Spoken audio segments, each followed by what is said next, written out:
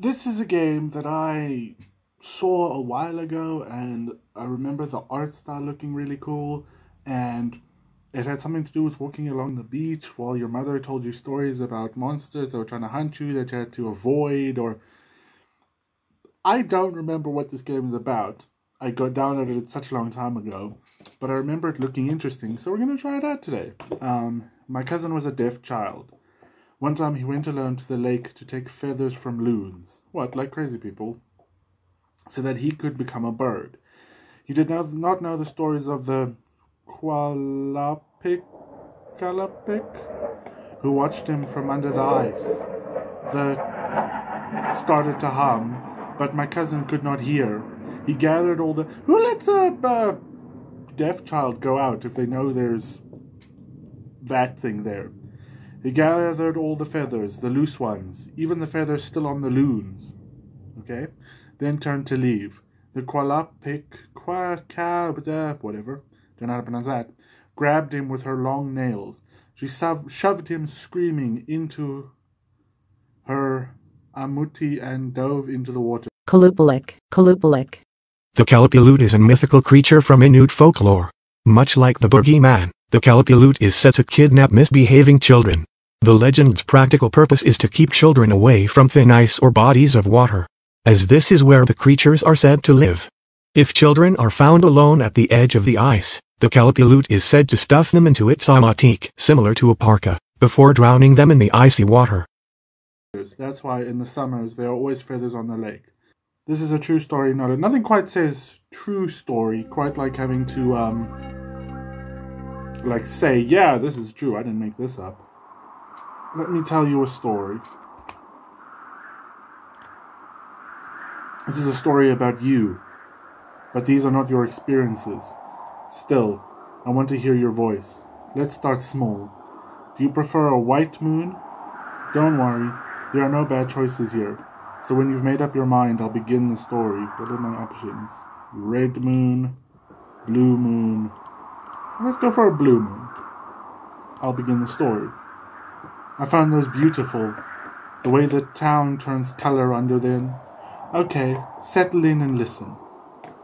50 years ago, only a child, you wandered the shoreline in the dark season, as your mother had warned you never to. Do people not watch where their children are going if they know there's like shit here? Your boots anchor in the crunchy snow. This is the shore where, in the summer, your brother caught his first fish. It hadn't been a whale, but for weeks he acted intolerable with pride. Now, there's no one here.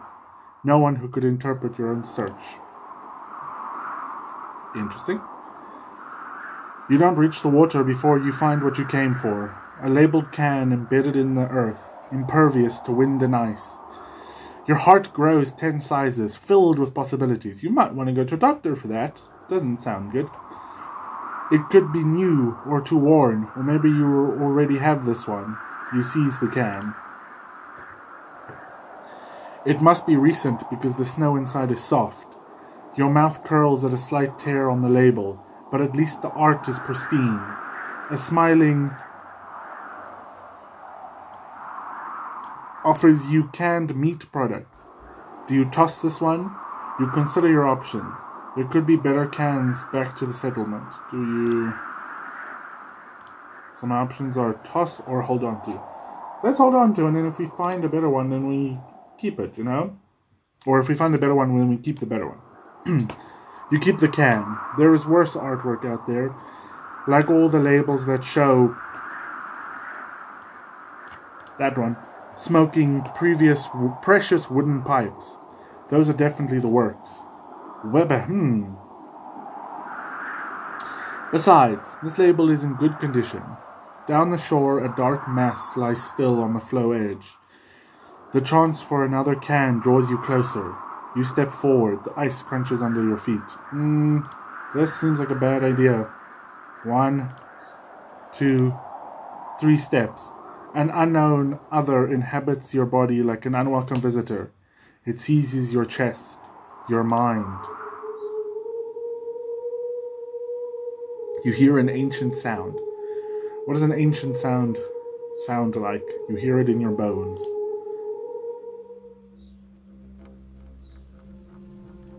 Another night, another story.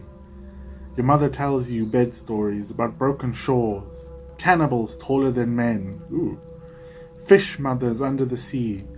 Is that like just fish, you know, the mothers of fish, you know, like Nemo's mom, just like a fish that's had a child? She works in your favorite flourishes, even the silly ones. Her brother feels the... lots of words I can't pronounce in this. Long black nails grip his ankles. Can we change this? Green, blue, let's go black. Your mother pauses the story, seems distracted, then grabs your feet. You jolt like a bearded seal. She got you this time. This is worse than death. Your favorite stories are about Qikiqtaaluk, because he's as strong as Superman, brave as Superman. Let's do strong. She knows this, but she says some stories must be told, my little aunt. You prefer this name over... is Elon Musk my father? Let's do one with a 6. E627X2. The Qikiqtaaluk name for you. You've never met your aunt, but your mother compares you to her often.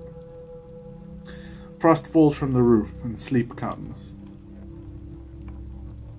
Another night. Another story. Your mother tells you bed stories about endless storms, a community without anuses. What kind of stories is my mother telling me? The origins of narwhals.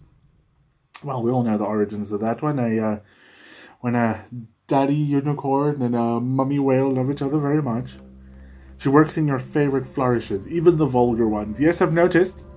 Your cousin hears a distant hum and runs 10 miles to Rock Tripe. Your mother pauses the story, raises her hands, then resumes where she left off. You expected her to tickle you, or some other unfathomable act. Ever since you became conscious, you've lived with... let's do paint knees. I have a dodgy knee. There's nothing to be done about this. She knows this. She rubs your back each night to console you. It's said that your father shot a caribou and failed to kill it, but that's one person's belief. Not a well-liked individual either. Okay. The quick warms the house. Sleep comes. Another night, another story. Your mother tells you bed stories about loon tongues, the consequences of revenge, why the moon is cold. She works in your favorite flourishes, even the melancholy... Her aunt sees the... I'm assuming this thing's hooked nose, bulbous nose, button nose. Well, that's a hook. I want to see if it changed. That's a hooked nose. Before she slides down the slimy, bottomless walls of an amanti, your mother pauses her story, leans in close. Then pulls your nose. No, is nothing sacred in this world? Then pulls your nose. No, is nothing sacred in this world. Has to add a bit of drama to it. There was a time when she told you these stories and didn't describe the qalupalik. Such words were left for you to envision. Why infringe upon your young imagination? Plus, whatever you imagine in your head will always be scarier than like what is actually shown to you, because our minds are fucked up. But you listen even more intently, even eagerly when she includes them. She knows this and adapts the stories. She covers you in blankets. Sleep comes. Oh. You hear an ancient sound. You hear it in your bones. 50 years ago, only a child, you encountered the in the dark season, as your mother had hoped you never would. She slowly pulls herself onto the floe. You can't turn your head away. The unknown other makes you step forward. 1, 2, 3 steps, you feel the terror subside. 4, 5, 6 steps, you realize the truth. It spreads through you until you've always known it, until it is the only thing you've ever known. To feel safe again, move closer. That doesn't sound right, but okay.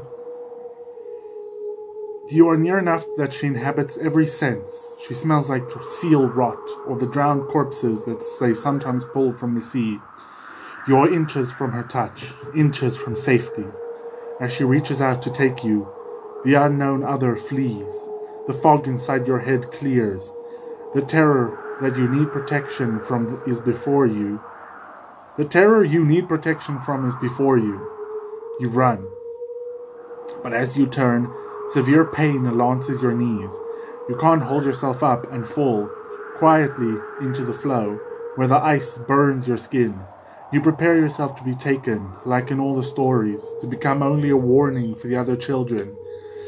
In these last moments, which are always vain, you hope the stories say you had muscles like...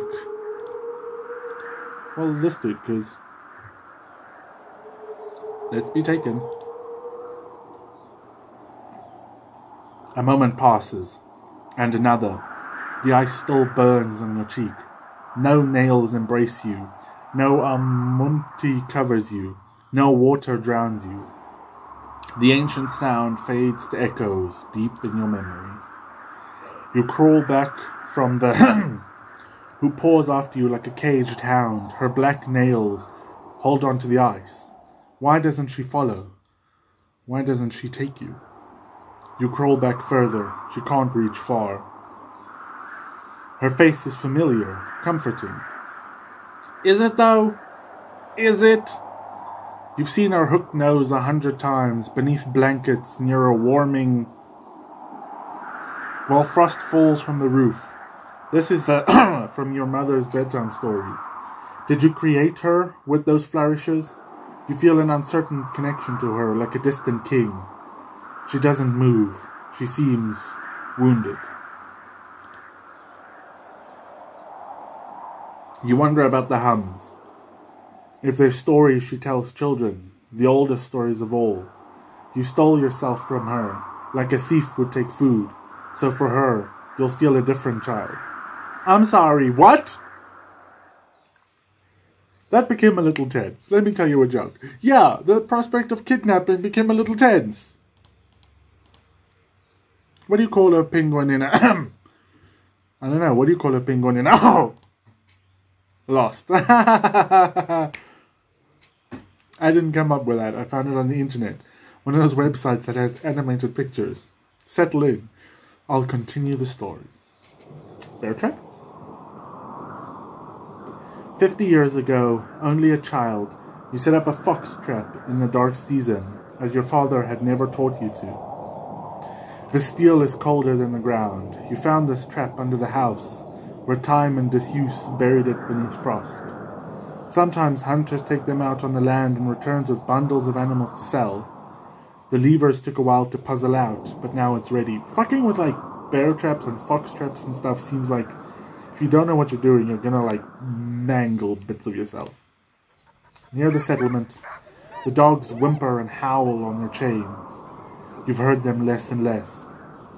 Most children are at school, idols in the claustrophobic spaces created by the plywood houses. You never go near them. They only smile on labels. He hoards the best comic in his hands, Superman. The cover shows Superman having some trouble with... Sometimes he doesn't wear clothes to hide his Krypton origins and gets them thoroughly flustered. You seize the comic, trying not to tear any pages. I'm so confused. As you turn to run, the face contorts into a caricature of rage, with brows curved like knives, a nose scrunched so close to his forehead that he becomes an old man. The chases after you. So we're not human, right? Because these are humans, and something's wrong. Already your knees flare with each impact. Each step could be the moment when your body abandons you. You push out thoughts of the tackling you, pummeling you, telling the police as you pass between the houses towards the shore. The child, I'm just going to call him a child, follows you over the hill. You can't run anymore. You lower yourself to the ground, the most you can manage, and watch the child run towards you. 1, 2, 3 steps. The child is near. 4, 5. Fuck! 6 steps. That's gotta hurt. Let me tell you a story. This story is about the hill you trapped the child on. It is an old story. No one alive knows the people involved. I read it in a journal kept by an anthropologist who didn't record the performer's name. 200 years ago, beneath a cold moon, 5 hunters turned into dogs to go out onto the land. One hunter is crippled. She limps on a lame paw. She keeps up with the pack until they find a bear so quick it leaves no tracks. They chase the bear day and night, and the lame dog falls behind. The 4 dogs surround the bear, bark and snap and bare their teeth, but the 4 of them alone cannot slow it down. The shadow underneath the bear grows and grows as it leaves the ground. The bear reaches this hill, where it shoots up to the sky, and the 4 dogs follow. All at once they become luminous. They chase the bear across the stars, the lame dog forever behind. Why did I tell that story? It's hard to say. The silences in the records leave many holes. Why did the dogs leave their friend behind? What did the performer want us to feel? Did the polar bear have a cute little nose? We'd have to live a century ago, in that time and place, hear the subtle shifts of tone in the performer's voice, see their arms wave and feel their feet stomp. It wouldn't be enough for us to inhabit the anthropologist's mind, because in their beliefs it didn't matter who performed the story or how. The performer's words were salvaged from a culture thought to be near extinct. So when we hear the story, we have to breathe it into our own modern fears and lonelinesses. Let me tell you what I think. I think corporations chased our engineered warmth north. Where the endless sun gave them new avenues for profit. The bear knew when to get out. The dogs, being hunters and not shareholders, left their friend behind because no one wants to starve. I think the crippled hunter had no choices left after the wealthy developed the environment around her, constructed it, divided her worth solely by if she could kill a bear or not. And I think the distance between those stars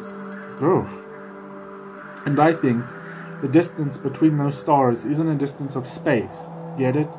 But a warning about the future, to understand the history behind the social distances between us. But those are my tedious beliefs. Maybe those stars are ostriches. What future do I create when I tell tragedies? Here's what matters. When you trapped the child, you hadn't heard the history of the hill, so you couldn't imagine other futures. We can't know how you might have looked at the story, like a mirror, or turned away. Maybe this future will work out fine. The police don't find out, and use you to justify abuse. Maybe not. But in this story, your story, you always trap the child. 50 years ago, only a child, you ensnared a child in the dark season, as your parents had never known you would. You try to remember how you originally imagined the situation. Did the child pass out, bow down and declare you his superior? You're not sure how to get him to the shore. The child struggles in the trap. A thought comes. What if he wants to be dragged under the sea? To live forever with a woman who smells like seal rot? You decide to ask. I don't think that's going to go great. You shout out after the child. The nails aren't so bad, and you get used to the smish feel a bit. He doesn't respond. Some folks can't be reasoned with. Some folks just don't want to be kidnapped. Selfish bastards. You have some leverage, because surely he wants to know the ending to his superhero comic in your hands. Also, there's a rock by your feet. Do you persuade him, knock him out? Let's try and persuade him.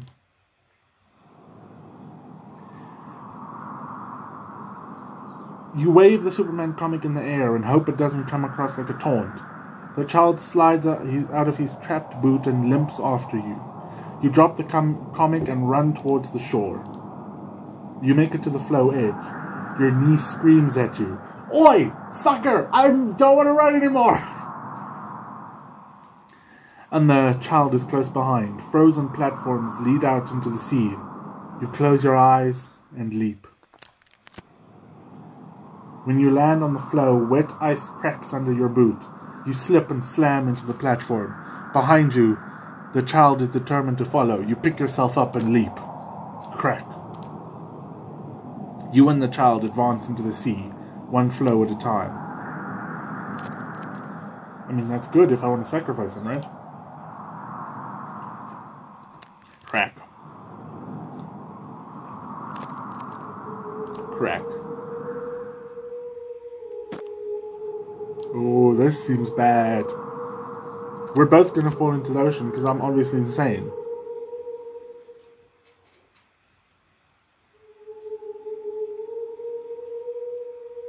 Right?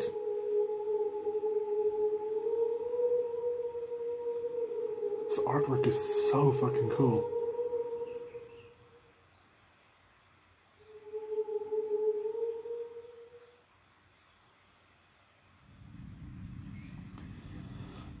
"50 years ago, only a child, the qalupalik, took you beneath the floes, as you had never known you wanted to. Sometimes, when your brother comes to fish, you tap the ice beneath his feet, wondering if he knows it's you. You watch him grow old without you and pass on. The wound feels fresh on your ageless skin. But as decades pass, you feel safer under the sea than in the settlement. The qalupalik takes care of you, loves you, and you grew close to you with the children she captures. You bury your toes into the sea floor and settle in for a tale. The oldest time always has more stories. Our tales are narratives of human experience, and therefore they do not always tell of beautiful things. But one cannot both embellish a tale to please the hearer and at the same time keep to the truth. The tongue should be an echo of that which must be told. It cannot be adapted according to the moods and tastes of man." Fuck!